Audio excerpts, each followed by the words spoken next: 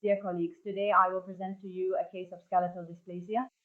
The patient came to our attention at 20 weeks and 2 days due to extremely reduced biometric measurements of the lower limbs and femurs, curved at the second trimester screening performed by her primary physician. This is a pregnancy achieved through ART, assisted reproductive technology. The patient underwent a non-invasive prenatal DNA test in the first trimester, which was negative.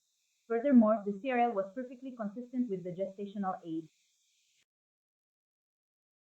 The ultrasound examination begins at the cephalic end.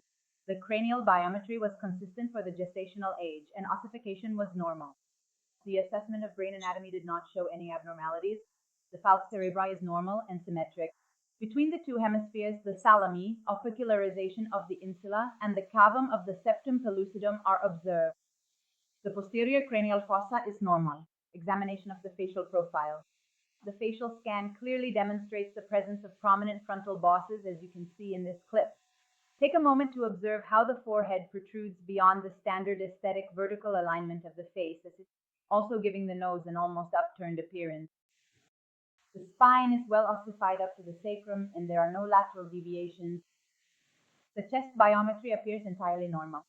However, there is horizontalization of the ribs, meaning a modification of the normal constant curvature, with ribs that take on two courses parallel to each other and perpendicular to the vertebral axis. We then move on to the study of the extremities, starting with the lower limbs. All three segments are present: rhizomelic, mesomelic, and acromelic.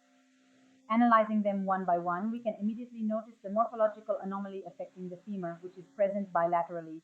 It is curved with a telephone receiver appearance and biometric measurements at the first percentile.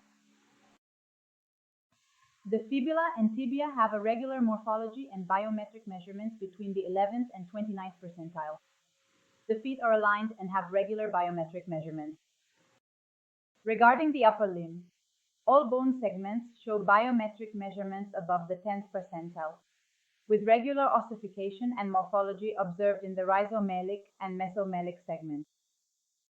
At the level of the acromelic segment, all 5 fingers are present bilaterally, but brachydactyly is noted, meaning the biometric measurements of the fingers are below the 5th percentile. Finally, the clavicles show regular morphology, but biometric measurements below the 5th percentile.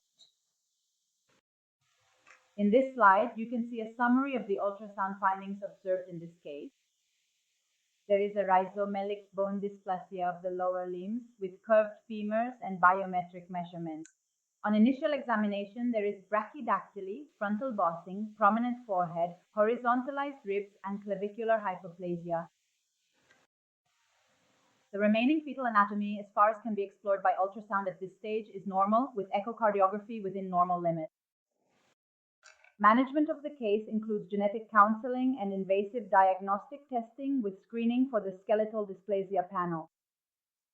If the pregnancy continues, a multidisciplinary team will also be needed, consisting of an obstetrician, clinical geneticist, neonatologist, and pediatric orthopedic specialist. Furthermore, serial ultrasound evaluations over time will be necessary, with particular attention to the ratio between thoracic and abdominal circumference. Thank you all for your attention.